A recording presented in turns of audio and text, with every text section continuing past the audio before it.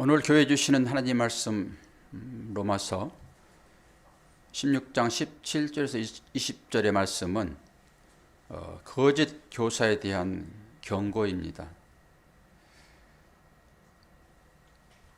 여러분의 마음 가운데는 성령께서 함께 하시기 때문에 그 성령께서 여러분의 삶을 바르게 인도하셔서 마지막 하나님 앞에 나갈 때는 그분이 인도하셔서 여러분들을 반겨주시라고 믿습니다. 그런 확신이 필요하죠. 여러분이 갈 길을 잘 알지 못할 때 어떤 사람이 안내를 받아가지고 갔는데 여러분이 원하지 않는 곳에 만약에 안내되었다 그러면 여러분 어떻게 하시겠습니까? 정말로 당황될 것입니다. 사도 바울이 로마서 16장 마지막 부분에서 지금 이것을 얘기하고 있습니다. 거짓 교사에 대한 경고. 교회에서는 교사를 하게 되면 일반 주일학교 교사도 있지만은 담임 목사가 교사의 대표로 이렇게 세워지는 것입니다. 구약에 보게 되면 그런 사람들을 이제 선지자다 이렇게 얘기를 하니까 오히려 이 말씀은 여러분들에게 주어지는 말씀이 아니라 담임 목사에게 주어지는 말씀이다. 그렇게 생각을 하면서 제가 얼마나 긴장감을 가지고 이 말씀을 준비했는지를 잘 보시고 여러분이 가는 그 길에 제가 앞장서서 갈 때 제가 참 교사인가 거짓 교사인가 여러분 안에 있는 성령께서 밝히 조명할 때만 여러분들은 길을 바꿀 수도 있고 따라갈 수도 있고 그렇습니다. 그 지혜가 오늘 이 말씀을 여러분들이 잘 알 수 있도록 인도하시리라고 믿습니다. 정말 중요합니다. 예전에는 훨씬 선택하기가 좋았습니다. 근데 지금은 어떤 것이 옳은지가 잘 분별되지가 않아요. 오히려 가짜가 더 진짜처럼 이렇게 행세하기도 하고 우리가 어떤 모양을 볼 때도 오히려 가짜들이 진짜보다 훨씬 보기에는 좋습니다. 그렇기 때문에 마지막에는 진짜와 가짜를 이제 분별을 하실 거잖아요. 그래서 진짜만 들여볼 텐데 만약에 우리가 따라갔던 그 선생이 거짓 교사였다 하게 되면 같이 죽잖아요. 그래서 오히려 제가 더 긴장이 되는 거죠. 제가 살아야 여러분도 함께 가는 그 길에 복이 있을 것이기 때문에 그렇습니다. 오늘 좀 긴장감을 가지시고요. 성경에서 말하는 거짓 교사가 어떤 것인지 성경에서 어떤 얘기를 하고 있는가가 중요하지 제가 어떤 말로 설명하는 것 그 자체가 중요하지 않습니다. 성경에서 뭘 얘기하고 있고 그 성경을 이 교사는 조금 풀어서 설명을 따르는 것입니다. 귀담아 들으시기를 바랍니다. 오늘 마태복음 7장 15절 봅니다. 오늘 방송을 듣는 분들은 지금 비포령이 너무 심해요. 이건 유튜브에서 관리하는 것이라서 제가 어찌할 수는 없습니다. 여러분 그렇게 아시고 그냥 들리는 대로만 들으시기를 바랍니다. 마태복음 7장 15절 거짓 선지자를 삼가라. 어린 양의 옷을 입고 너희에게 나오나 속에는 누락질하는 일이라. 그리고 요한계시록 20장 10절에도 또 너희를 미혹하는 마귀가 불과 유황못에 던지우니 거기는 그 짐승과 거짓 선지자도 있어 세세토록 밤낮 괴로움을 받으리라. 요한계시록은 마지막 책이잖아요. 그 마지막 책에서 말하는 것은 끝입니다. 그때 사단이 유황 불못에 있게 되는데 누가 같이 있다고요? 거짓 선지자요. 오늘 말씀의 제목은 거짓 교사이죠. 그러니까 제가 저렇게 떨림이 있는 거예요. 잘못 가르치면 큰일 나잖아요. 거짓 교사로 판명 나게 되면은 여기에 갈 것인데 이 땅에서야 뭐 회개도 하고 돌이킬 수는 있으나 그때는 마지막이라서요. 돌이킬 방법이 없지 않습니까? 영원토록 거기에 있게 되면은 어떻게 되겠어요? 여기에서 말하는 거짓 선지자는 누구일까요? 거짓말하는 자입니다. 거짓말하는 자. 그럼 어떤 말을 거짓말이라고 할까요? 하나님의 말씀을 곡해해서 전하는 것입니다. 하나님의 말씀을 알맹이로 전해야 되는데 껍데기만 가지고 전하는 거예요. 제가 이런 말씀을 누누이 말씀을 드렸고, 이것이 하나님 말씀을 율법으로 보는 거라고요. 하나님 말씀을 그리스도로 사랑으로 보지 않고 율법으로 보아서 그 율법을 행하는 것으로 말씀을 전하고 듣고 행하면은 이것을 거짓 교사다 그러고 그 교사를 따르는 자들을 맹인이다 얘기를 합니다. 이거 잘 분별을 해야 되겠죠.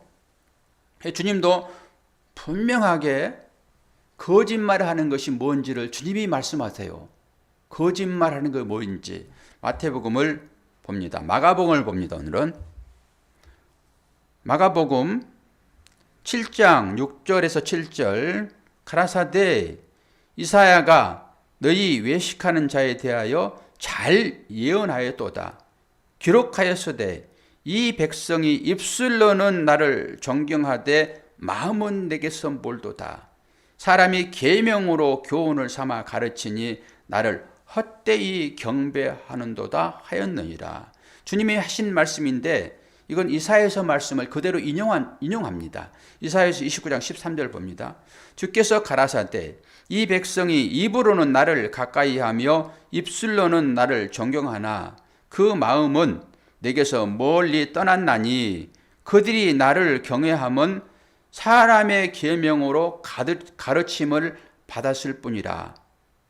누차 말씀을 드렸기 때문에 하나님의 말씀을 여러분이 어떤 방법으로 이해해야 될지를 설명하고 있습니다.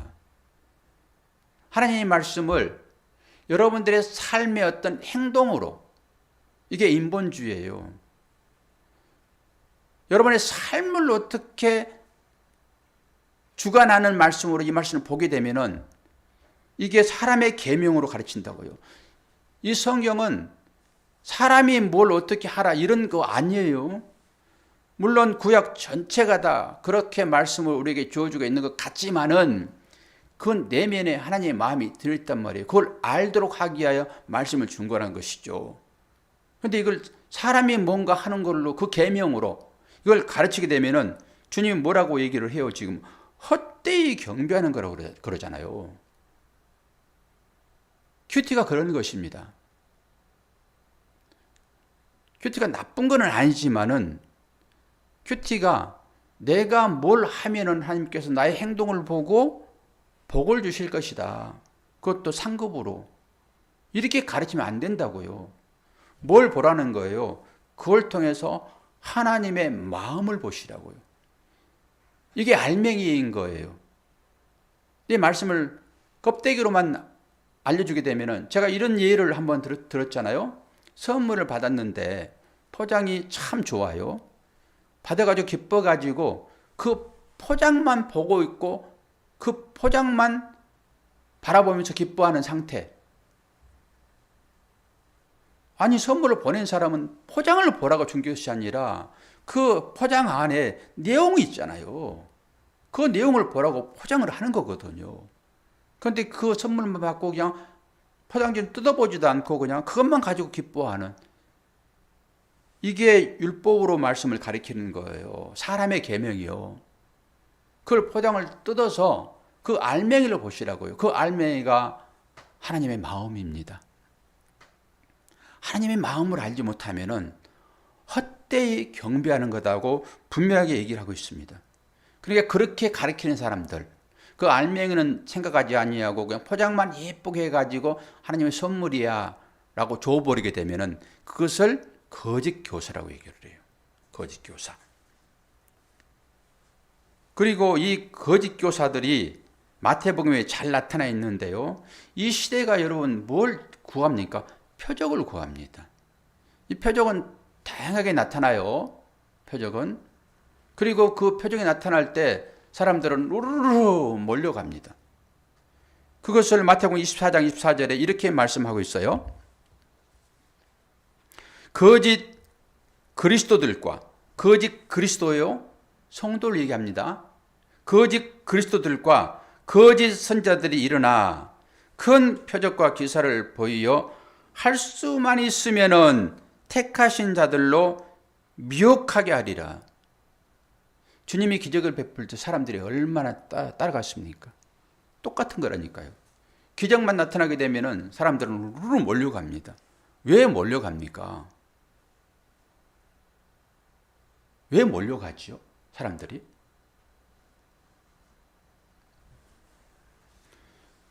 성경에서 거짓 선지자 특징이 잘 나타나고 있는 말씀들이 있는데, 예레미야서와 오늘은 열왕기상에 나타나는 그 거짓 선지자를 집중 조명할 거예요. 그러면서 우리는 어떤 것을 신앙생활 하면서 쫓고 있는가? 거짓 선지자의 말에 따라가고 있는가? 참 선지자의 말을 듣고 어렵더라도 그 길을 따라가는가를 이제 보셔야 되잖아요. 그래서 제가 좋아하는 예레미야서 말씀과 열왕기상에 나와 있는 참 선지자와 거짓 선지자를 예를 들 거예요. 그들이 교사인 것이잖아요.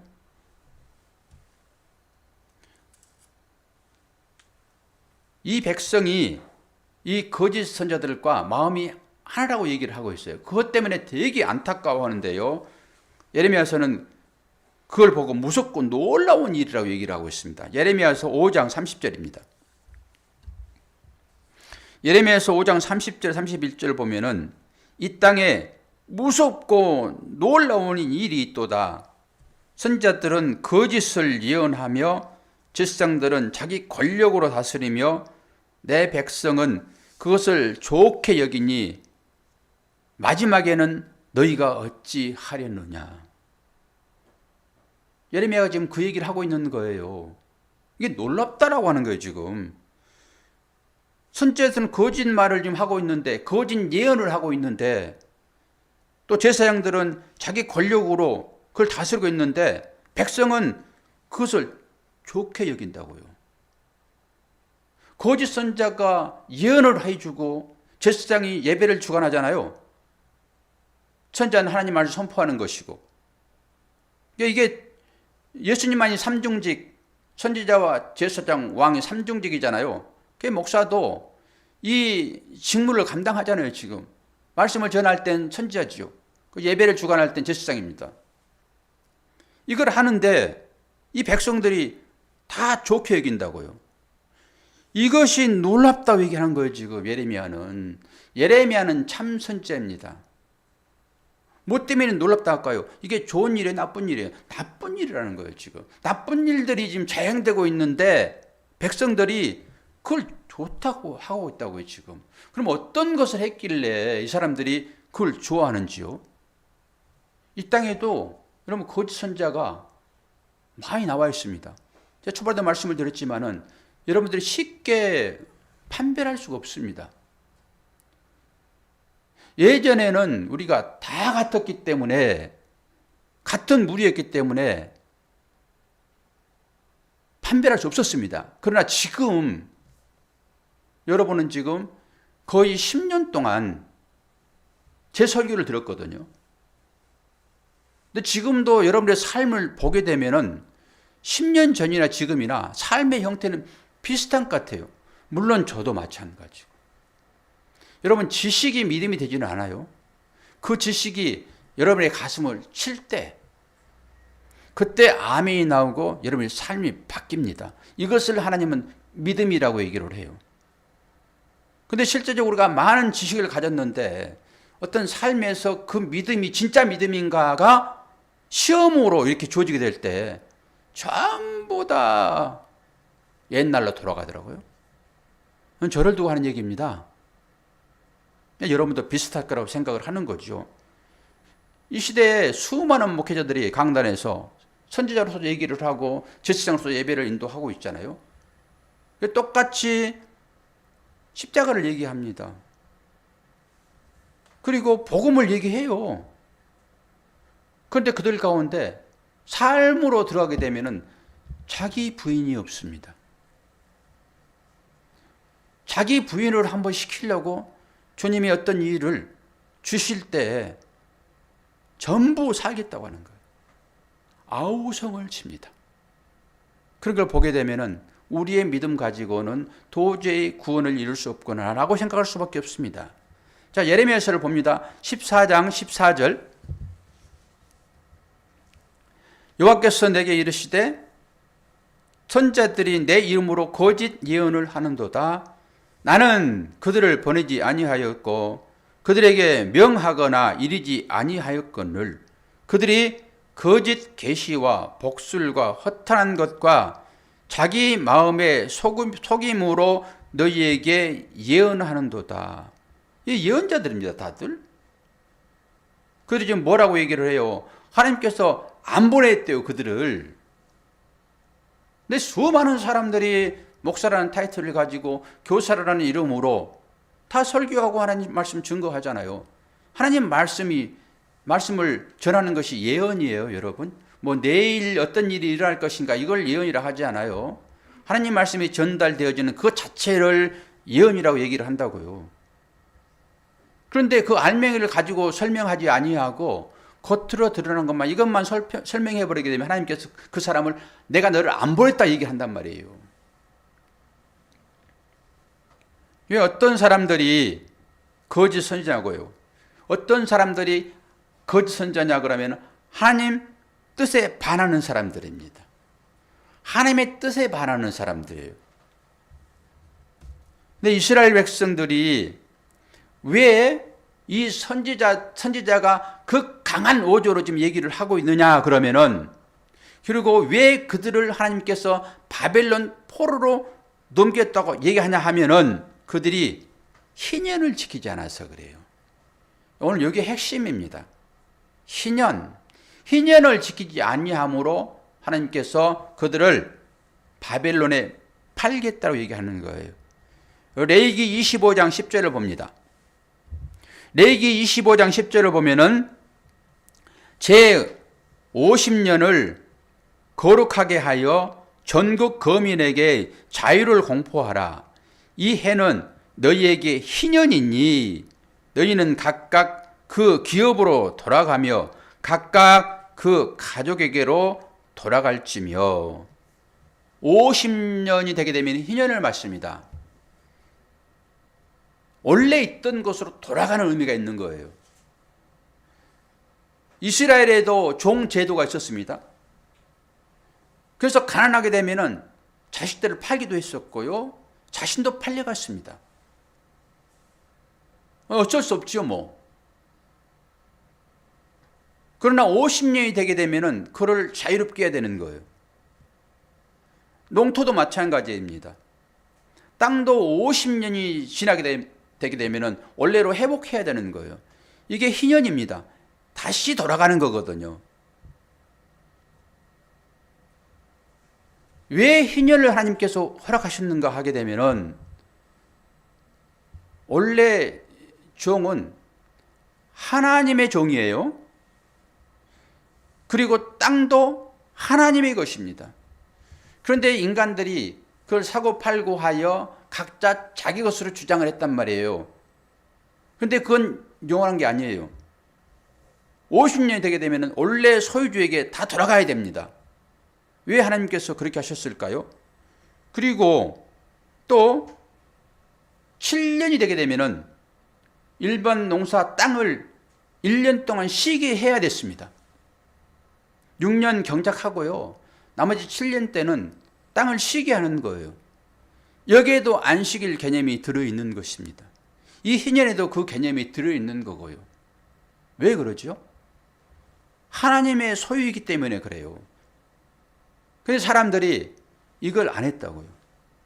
종을 희년이기 때문에 돌려보냈다가도 자기가 아쉬우면은 도로 그 종을 자기 종으로 삼아버렸습니다. 이게 성경에 그대로 나타나고 있어요. 땅도 마찬가지고. 이스라엘 백성들이 그걸 안 했단 말이에요. 희년을 지키지 않았단 말이에요. 원래 있는 것으로 돌아가야 되는 거예요. 하나님의 것인데 자기들이 1차 사용했으나 기간이 되게 되면 다 돌려줘야 되는데 그걸 안 했기 때문에 이스라엘 백성들을 지금 바벨론에 팔겠다고 하는 거예요. 바벨론에. 이건 하나님께서 작정하고 하는 거예요. 그들이 잘못한 거잖아요. 잘못했으므로 하나님께서는 그 잘못에 대해 책임을 묻는 것입니다. 이게 하나님의 공의예요. 이 시대의 이단들이요, 이 공의를 얘기하지 않아요. 하나님의 사랑만 얘기합니다. 거짓 선자들이에요. 지옥에 대해 얘기하지 않아요. 회개에 대하여 얘기 잘 안 씁니다. 회개는 뭐예요? 잘못한 거에 대하여 회개를 촉구하잖아요. 이게 설교인 것이잖아요. 그런데 회개하십시오라고 어떤 일을 하게 되면 금방 돌아섭니다. 그래서 안 해요. 기분 맞추느라고. 이 선지자들이 하나님 말씀에 촉각하여 입각하여 설교를 하고 말씀을 전해야 되는데 사람들의 눈치를 보는 것입니다. 그래서 예레미야가 지금 그러는 거예요. 이상하다. 이 선지자들이 예언을 하고 있고 지상들이 하는 그 일들이 모든 그 회중들과 딱 담합이 된 상태다 지금. 이게 이상하지 않냐. 옳은 설교는, 바른 설교는, 십자가는, 복음은 뭐라고 얘기합니까? 죄 가운데 있는 사람들을 돌이키는 거예요. 근데 모든 사람들이 의인이 없고 하나도 없는데 옳은 일을 하겠냐고요. 거기에 대하여 선지자는 얘기를 하는 것이죠. 선지자가 얘기하는 그 일을 다 옳다고 얘기하고 있으니 뭔가 잘못된 것이죠. 목사가 설교하는데 성도들이 찔림이 오지 아니하고 서로 그냥 기분이 좋은 상태로 가버리는 이것을 지금 하고 있다라고 하는 거예요. 그래서 레위기서 25장 10절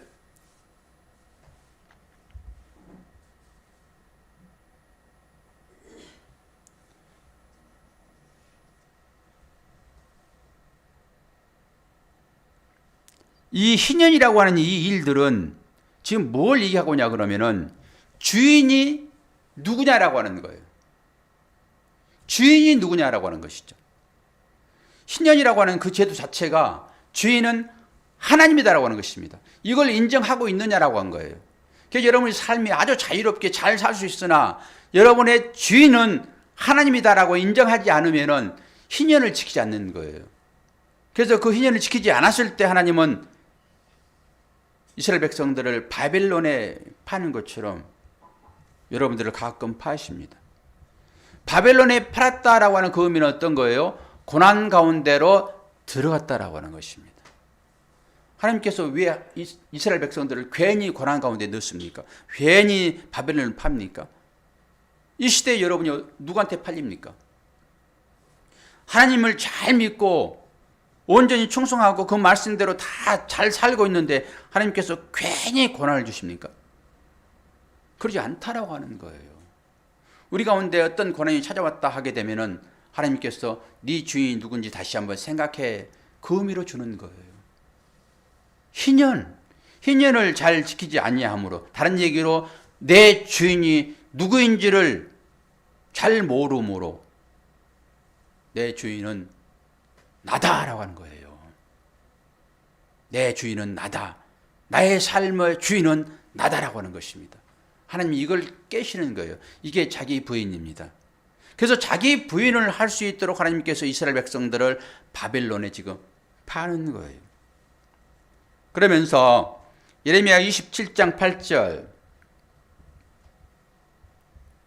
나 여호와가 이르노라 바벨론 왕 느부갓네살을 섬기지 아니하는 국민이나 그 목에서 바벨론 왕의 멍에를 매지 아니하는 백성은 내가 그의 손으로 진멸시키기까지 칼과 기근과 연병으로 벌하리라.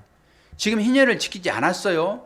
희년을 지키지 않았기 때문에 하나님의 공의가 지금 떨어지고 있단 말이에요. 공의가 어떤 식으로 떨어집니까? 이방 바벨론 왕에게 팔겠다고 하는 거예요. 이게 예레미야에게 하나님께서 주신 하나님의 예언입니다.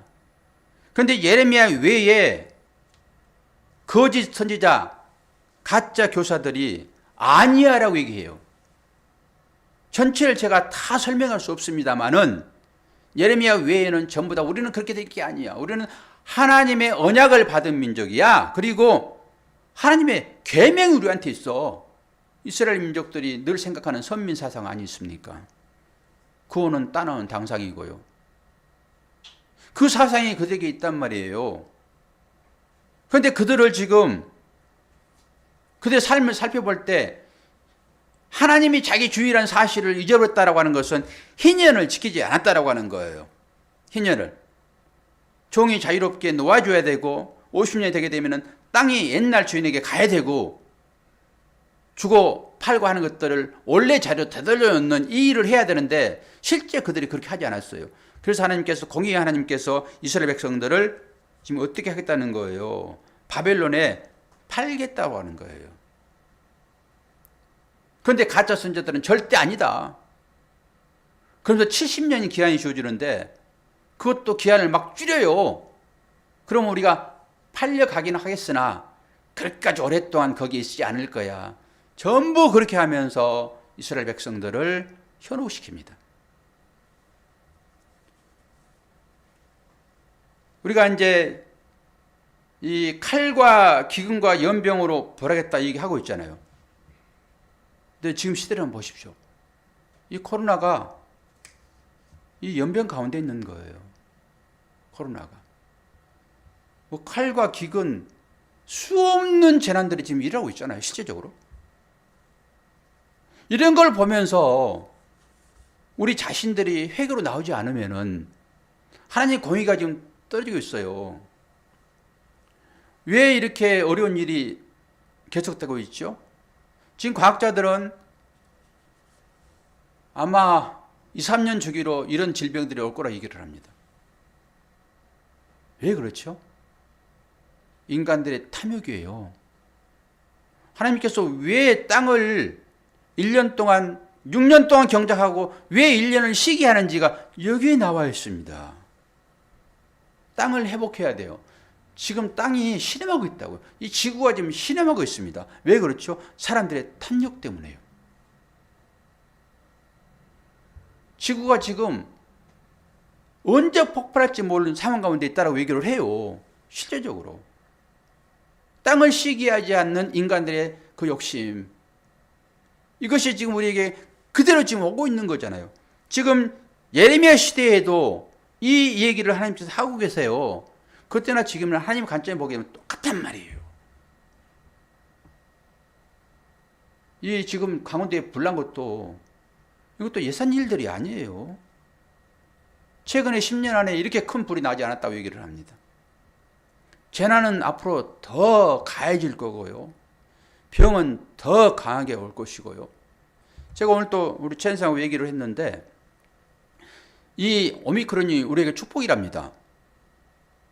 왜 축복일까요? 이렇게 많은 사람들이 어려움을 당하고 있는데 왜 축복일까요? 모든 병원은요, 이 숙주가운데 머물게 되어 있습니다. 제가 옛날에 숙주하면 얘기했잖아요. 종숙주로 가기 위한 단계로 머무는 거예요. 그런데 이 코로나 이것도 처음에는 이제 변이 돼가지고 델타가 왔잖아요. 이 숙주에 머물러 가지고 이것들이 살아야 되는데 자꾸 숙주가 죽어버리는 거예요. 그러면 얘들이 살아야 되는데 어떤 방법을 살아야 돼요?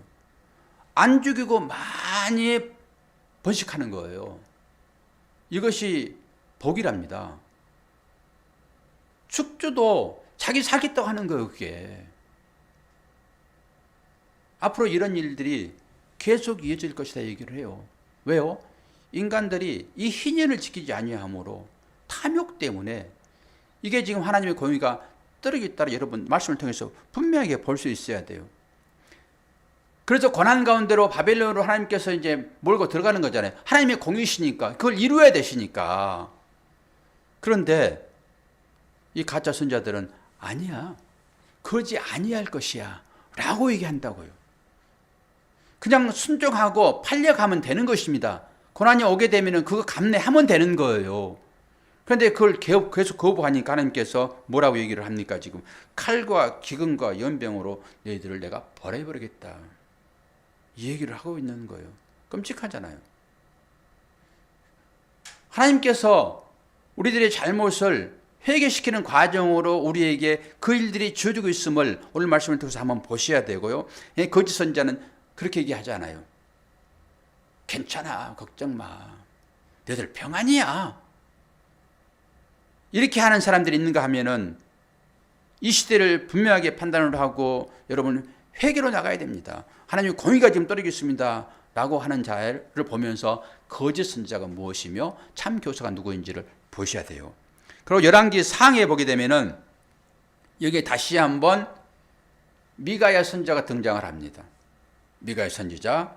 이건 열왕기상 22장을 집에 가가지고 꼭 전체적으로 한번 읽어보셔야 돼요. 제가 다 설명할 수 없어요. 그냥 간략하게만 설명을 할 거예요. 열왕기상 22장 1절 보게 되면은 거기에 이제 길르앗 나못이라는 그런 지역이 얘기 나옵니다. 지역이. 이걸 어떻게 설명을 하면 알아들을까라고 싶었어요. 지금 여기에는 북이스라엘과 남유다로 지금 상황이 나누는 상태입니다. 그리고 옛날 땅 길르앗 나못이 아람에게 뺏긴 상태예요. 이거를 남북한으로 얘기를 해보고요. 그리고 독도로 얘기를 설명을 해볼게요. 딱 맞을 것 같아요. 독도는 한국 땅이잖아요. 근데 가정에서 일본이 점령하고 있다 생각해봐요. 그래서 남유다 지금 왕이 북이스라엘 왕에게 찾아가가지고 우리 옛날에 저 땅이 우리 땅이었잖아. 저 독도가. 그래서 문재인 대통령이 북한의 김정은 찾아가가지고 저거 우리 땅이니까 뺏자. 전쟁을 해가지고. 지금 이런 상황이에요. 이 상황이 다. 열왕기상 22장이. 북이스라엘과 남유다는 한 나라잖아요.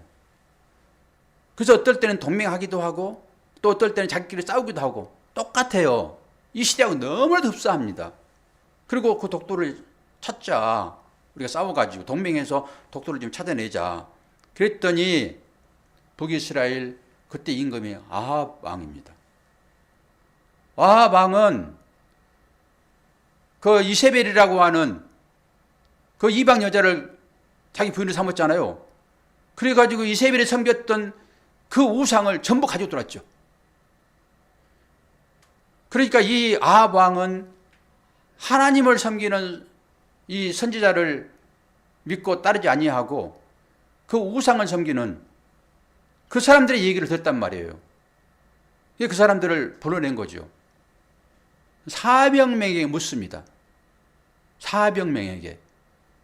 야, 저 독도를 지금 이 유다 왕이 와가지고 저 전쟁해가지고 저 뺏자고 그러는데 내가 어떻게 할까? 그랬더니 400명이 전부 가십시오. 전쟁에서 이길 것입니다. 얘기를 합니다. 우상 숭배하는 사람들이에요. 그 사람들이 선지자라 말하지만은 지금하고 똑같습니다. 그러니까 남유다 왕이 선지자가 이 사람밖에 없습니까? 라고 물으니까 한 사람이 있기는 있어. 그 사람은 미가야인데 그 사람은 내가 무슨 일을 할 때마다 반대를 해.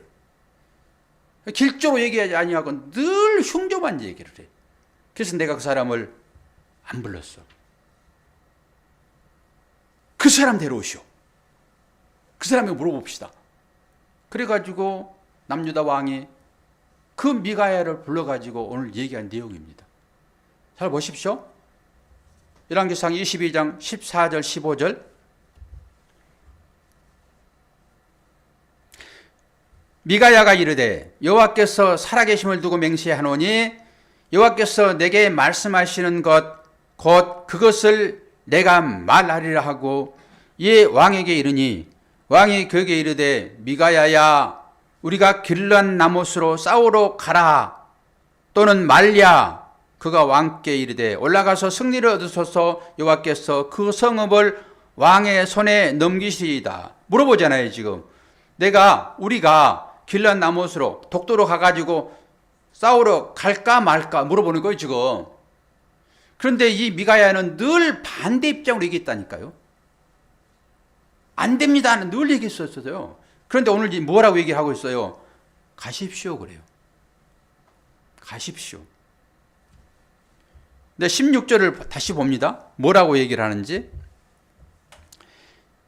16절을 보게 되면은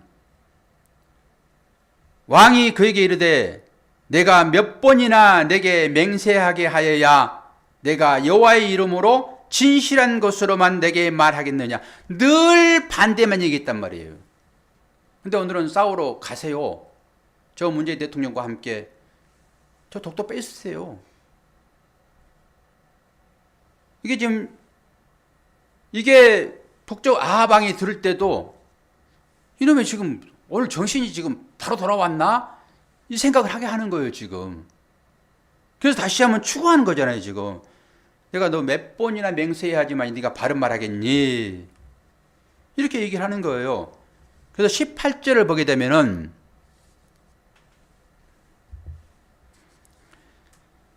이스라엘 왕이 여호사밧 왕에게, 여호사밧은 지금 남유다 왕이에요. 여호사밧 왕에게 이르되 저 사람이 내게 대하여 길한 것을 예언하지 아니하고 흉한 것을 예언하겠다고 당신에게 말씀하지 아니하였나이까. 지금 저 미가야는 늘 나한테 흉한 것만 얘기했는데 오늘 어떻게 이렇게 길한 것을 얘기합니까? 라고 얘기하는 거예요, 지금. 여러분들이 이제 쭉 한번 다시 한번 22장을 살펴보게 되면은 결론이 어떻게 나는지를 보게 될 것입니다. 그리고 이 얘기를 한 이 사람의 말을 듣지 않아요. 그래가지고 이 미가야를 자기 왕자와 다른 사람이 맡깁니다. 그리고 감옥에 가둬버립니다. 감옥에 갖고 나서 전쟁에 참여를 해요, 아합이. 그래서 여러분이 알다시피 거기서 옷을 막 바꿔 입잖아요. 여호사밧만 왕복을 입고 자기는 일반 평복을 입어요. 그런데 그 전쟁사에 보게 되면은 그 왕 옷을 입고 쫓아가다가 사람들이 이거 아합 아니네. 그리고 활을 그냥 쏘았는데 활이 찾아 들어가가지고 아합을 죽입니다. 미가야만 늘 하나님의 입장에 서가지고 옳은 소리를 했어요. 아합에게 정신 차리세요. 늘. 그러니까 그걸 배제하고 자기의 입맛에 맞는 그런 소리를 해주는 사람들의 얘기만 듣고 아합은 침까지 지내었다고요. 그런데 이 전쟁 가운데서 이 바른 소리 하는 사람의 얘기를 들었어야 되는데 그러지 않고 그 사람은 감옥에 가둬버리고 평상시에 늘 자기에게 아니 400명이나 지금 뭐라고 얘기합니까? 가세요. 전쟁에 참여하세요. 그러면 승리할 것입니다. 오늘 이 말씀이 이 거짓 교사에게 주는 경고이잖아요. 그러면 그 거짓 교사에게 주는 경고는 누구라고요? 목사에게, 저에게 경고하는 소리로 들리신단 말이에요, 이 말이. 그러면은 제가 이 어떤 400명의 상태로 가야 됩니까? 이 미가의 상태로 가야 됩니까? 저나 여러분과 똑같은 심정으로 이걸 볼 수 있어야 되는 거예요. 이 아합 왕은 늘 자기의 기분에 좋은 대로만, 아니 가짜 선자들이 자기 목숨이 뒤로운데 자기 왕에게 어떤 얘기를 하겠냐고요. 왕에게 지금 희년을 지키지 않는 사람들에게 희년을 지키라고 회개를 촉구해야 되고 하나님의 징계가 떨어질 것입니다라고 얘기를 강하게 얘기를 해야 되는데 자기 욕심껏 살아가는 자들에게 희년을 지키라지 아니하고 괜찮아요, 평안할 것입니다. 여러분들 다 구원받은 자 아닙니까? 하나님이 징계를 하면 얼마나 하겠어요? 그렇게 얘기하는 거라고요, 지금. 이 거짓 교사에게 주는 경고라고요.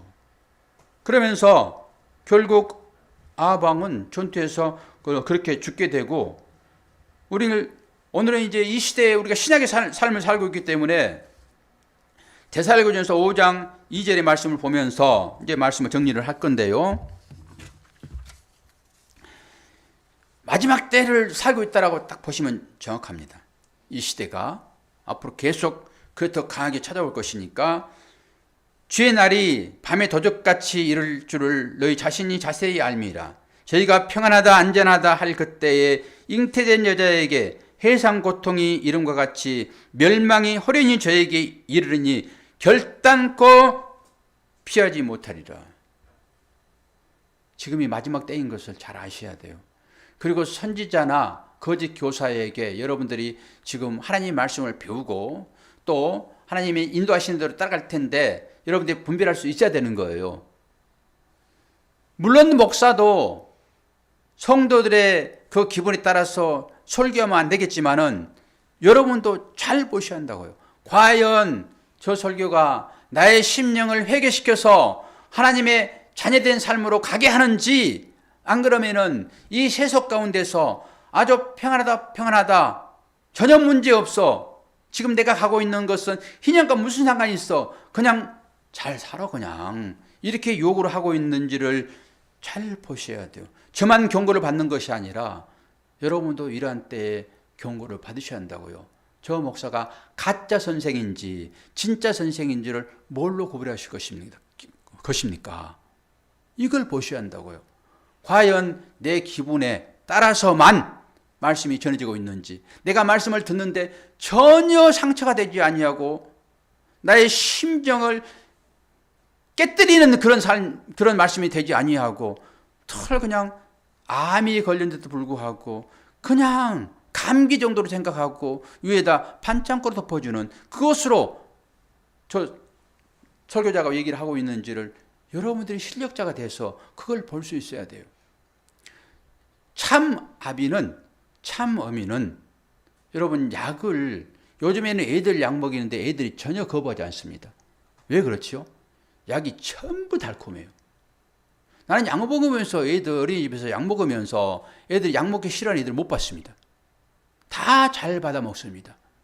그런데 우리들이 애들을 키울 때 어땠습니까? 약 전부 집에서 갈아가지고 그거 애들 안 먹으라고 그럴 때 이 손으로 해가지고 입 벌려가지고 다 그렇게 먹지 않았습니까? 우리 박사님 자매 같은 경우에는 그럴 수가 없잖아요. 애들 잘 먹잖아요. 우리가 다 그렇게 애들 길렀습니다. 저기 제 딸도 여기 있지만은 쟤도 입 벌려가지고 그렇게 약 먹였다니까요. 근데 지금은 이 약이 전혀 쓰지 않는 거예요. 먹어보진 않았지만 애들이 막 약을 잘 받아 먹거든요. 딱 이겁니다. 지금은 약이 쓴 약이 없어요. 약은 써야 약입니다. 우리가 다 어린 아이라고요. 하나님 앞에서. 그래서 그 어린 아이에게 진짜로 그 아이를 치료하려고 그러면은 그렇게 약을 먹이는 거예요.